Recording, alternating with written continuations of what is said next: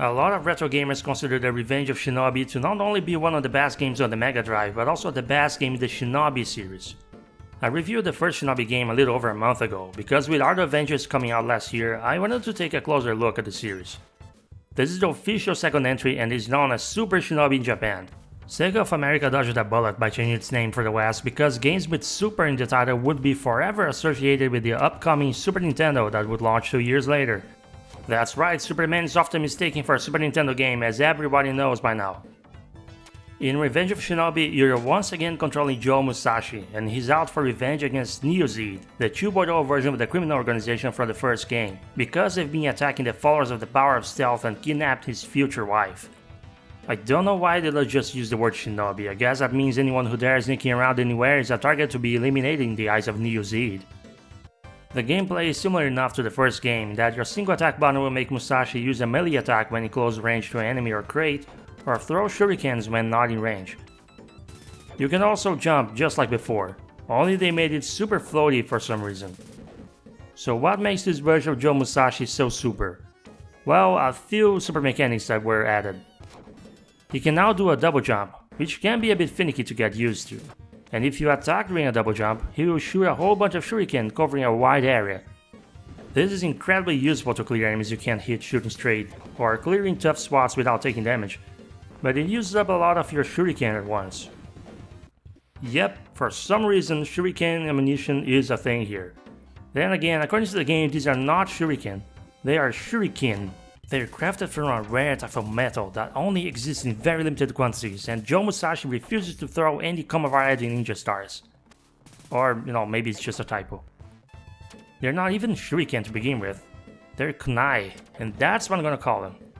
By default, you start with 50 kunai. You collect more from crates, but watch out because you often find crates containing bombs, and those will be set off immediately if you stay too close. If you die, your kunai amount is reset to 50. But you can increase the starting amount in the options menu. Most people like to set them to unlimited, which you can do using a certain trick, but I prefer to keep the default 50, at least in the normal difficulty. Running a risk of having nothing to throw sucks, but with unlimited kunai there is very little incentive to be precise with your throws and you can just spam the jump attacks, which in my opinion really breaks the gameplay experience. Crates can also contain health restores, extra lives and power-ups. The power-up vastly improves Musashi's melee and projectile attack power. I think it triples the damage, which makes a gigantic difference for bosses. Your melee attack also covers a slightly bigger area around you. It's an incredibly useful upgrade, and the game balances it out by ripping it straight out of you when you take damage. That's right, any damage and it's gone. Or is it? There were a few times I got hit by something but my attacks were still powered up. Similarly to the first game, running to enemies or being caught in the way of some of their melee attacks doesn't count as being hit. But generally, you don't want to rely on that, you should try to avoid being hit at all costs if you want to keep the power. What you find inside each crate isn't random, so once you start memorizing the levels, you can avoid breaking crates that you don't want, especially the ones containing bombs. And memorization is how you get anywhere in this game, to be quite honest. The enemy placement is very brutal. Revenge of Shinobi is even more challenging than its predecessor. The life bar they added wasn't implemented to make things easier for the player. The game is constantly trying to catch you off guard with its enemies and layout. At first, I hated this. More than in the original, you're expected to predict incoming enemy positions to the point of shooting before they're even on screen sometimes. It felt really cheap and frustrating to play. But once I started getting used to the character's movement and level layouts, the game clicked with me. There is just something about the presentation of the game that made me want to keep giving it a try and not give up. Composer Yuzo Koshiro's early mastery of the Mega Drive sound chip wouldn't let me stop thinking about the music. I had to reach the ending. I'm glad I did, because this really is one of those games with very thick barrier of entry that feel incredibly satisfying to play once you break past it. It's helped by the short length of level, since losing your lives doesn't mean it will take you like an hour to go back to the part that was giving you trouble. In this, it's exactly like the original Shinobi. I still think it's more unfair in its difficulty. The original had its big share of forced try and error, but you had more time to react to incoming enemies and attacks. Here you have to be an actual ninja to rely more on reaction, but I guess that's a consequence of keeping most of the Shinobi gameplay intact while increasing the pace of the action and spectacle. And there were some changes to counter this. The timer is gone, which means you have all the time in the roll to be more calculating with your moves. You always have access to 4 ninjutsu you can select through the pause screen. The ninjutsu are a substantial improvement over the ones from the original game. Ikazuchi no Jutsu forms a barrier that protects Musashi from any damage temporarily. You will probably rely on this one the most. Karyu no Jutsu summons a flame dragon that hits all enemies on screen. Its damage isn't great, so it's not useful against bosses. Fushin no Jutsu will temporarily boost Musashi's jumping ability. I found this pretty much mandatory for the round 7 boss. And Mijin no Jutsu will cause Musashi to explode, which kills most type of enemies on screen and recharges Musashi's life bar, which sets their jutsu charge to 1, but this move sacrifices a life. I know the game calls them Jitsu, not Jutsu, but that's another typo. The term is ninjutsu. Although the whole ninjutsu thing is purely fictional, as ninjas were basically just samurai that specialized in infiltration, assassination, and gaining enemy intel for the states they worked for. Oh, you didn't ask? Well, you've just been struck by surprise historical trivia, like a real stealth attack. Oh yeah, baby. Anyway, on top of those changes, the attack power-up also gives you the ability to block projectiles in front of you. But to do that, you have to be moving towards the projectile. I've been well aware of this very useful mechanic, but I keep forgetting about it in the heat of action. Don't be like me.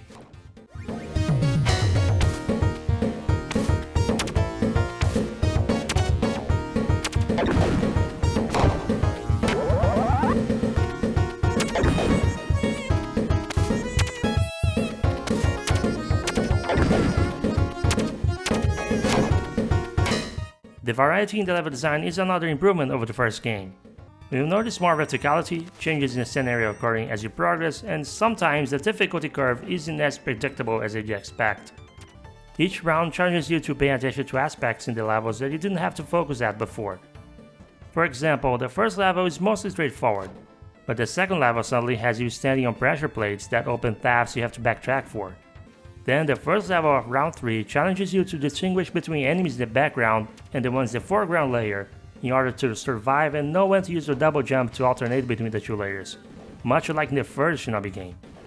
Another level later in the game requires you to watch out not only for the enemies in those 2 layers, but also avoid being run over by moving red cars. Something that can be applied to both the unique level obstacles and boss fights is that if you focus more on the rhythm and less on trying to react super fast, you should have an easier time getting to a good flow and survive. Though I have no advice for the training level, it's very hard to predict if you should jump or crouch. I hate this level. Speaking of bosses, this game is infamous for its boss sprites. In the original release, half the bosses were taken straight from popular movies or characters. You had a Terminator throwing cars at you, and Godzilla breathing fire, although this one is too small to be Godzilla, so it's more accurate to call him Godzuki. In another round, you had Spider-Man and Batman taking turns to murder Joe Musashi. Yeah, not only were they for completely compatible comic book universes, but they also wanted to kill a good guy for some reason. The version I played replaced Batman with some random demon, and every subsequent release replaced some of the other bosses to avoid legal trouble. Now, how the hell was Neo Z recruiting a Castlevania-ass demon and a Godzilla-like monster anyway? Most bosses are not hard to beat, but for some reason the very first boss is about as hard as the 4th boss in the first Shinobi game, while everyone else is nowhere near that difficult. Except for the final boss and Godzilla, which, yeah, they're really difficult. Until you master the game, you might want to save your ninjutsu charges for those 2. Fans of this game get really mad about the way the boss sprites changed for the latest port of this game. I'm not too upset about it because I think none of them match the pure awesome that is the Disco Ninja boss. Oh man, I wish I could play as the Disco Ninja. The main persistent complaint I have about this game is very simple. The final level. This level is awful, terrible, garbage. I despise levels that consist of door mazes. It's just a lazy way to pad out the gameplay and stop the player from making progress too soon. You can call this a level design strategy of its time if you want, but nowadays I think if you can find a map detailing the shortest route, you should use it. Levels like this one are not fun to play.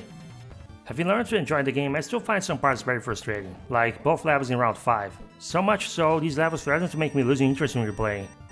I just think there's a limit to how cheap you should be allowed to get with the placement of enemies attacking from off screen, you know?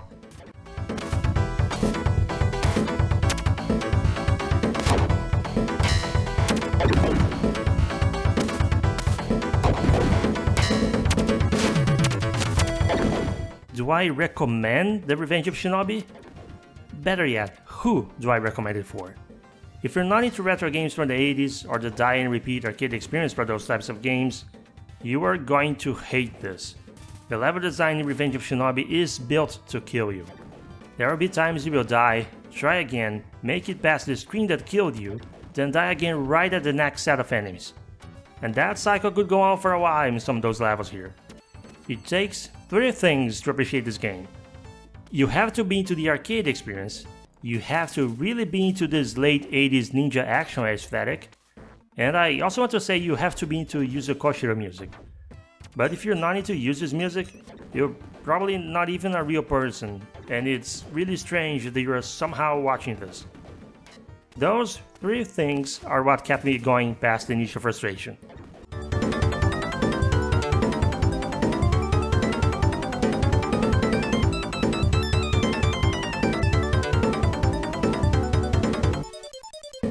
If you are a hardcore Sega fan and you grew in the 90s, you don't care whether I recommend this or not, you already played it and you love it. In which case, let us know what makes you love The Revenge of Shinobi so much. Leave a comment and we'll read your thoughts. We might even reply to it if you have anything to say about it. And if you love this review, or even if you like it just a little bit, consider supporting us by subscribing and spreading good word about Game Over Hell. Thank you as always, and take care.